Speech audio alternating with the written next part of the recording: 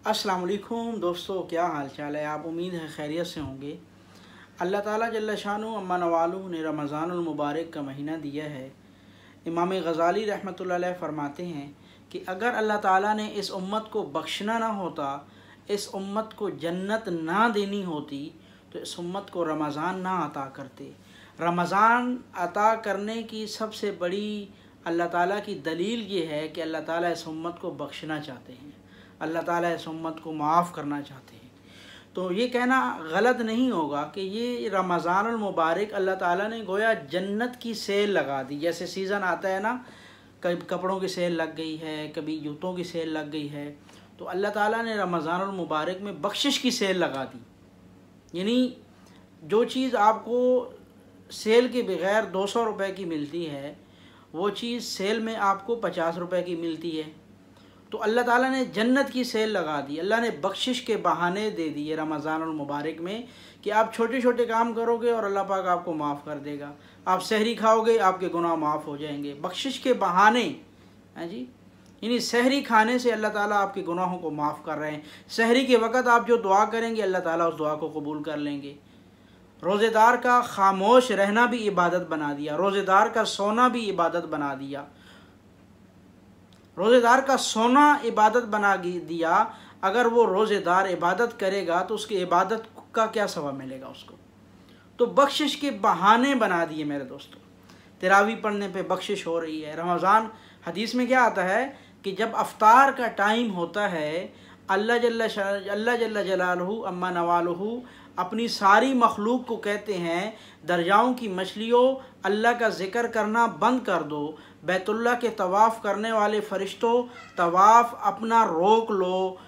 रसूल पाक सल्लल्लाहु अलैहि वसल्लम के रोज़ा पाक के ऊपर सलाम पेश करने वाले फ़रिश्तों, जो 70,000 फ़रिश्ते सुबह सलाम पेश करते हैं, 70,000 फ़रिश्ते शाम को सलाम पेश करते हैं। अल्लाह ताला उन सब फ़रिश्तों को कहते हैं कि ये सलाम पेश करना स्टॉप कर लो। जो फ़रिश्ते रुकू में हैं उनको रुकू में रोक दिया जाता है, जो सजदे में हैं उनको सजदे में रोक दिया जाता है। इंसानों के अलावा जिन और जितनी भी और मखलूक़ात है, अल्लाह ताला उनको क्या हुक्म देते हैं कि तुम सारी इबादत रोक के अफ्तार के टाइम सिर्फ़ एक काम करो। वो काम क्या है? जब मेरा रोज़ेदार बंदा सारा दिन भूखा और प्यासा रह कर अपने इस रोज़े को खोलने लगता है और उस खोलने से पहले जो दुआ मांगता है, तुम उस दुआ के ऊपर आमीन बोलो ताकि मैं उसकी दुआ को जल्दी कबूल कर लूँ। तो मेरे अजीज़ दोस्तों भाइयों, ये मैं समझता हूँ ये जन्नत की सेल लगा दी अल्लाह ने कि इस महीने के अंदर अगर आप बख्शिश चाहते हैं, अगर आप अल्लाह ताला को राज़ी करना चाहते हैं, अगर अल्लाह ताला को आप अपना बनाना चाहते हैं, अल्लाह का क़ुर्ब चाहते हैं, तो मेरे दोस्तों आओ इस सेल से फ़ायदा उठाओ, इस रमज़ान की बरकतों से फ़ायदा उठाओ।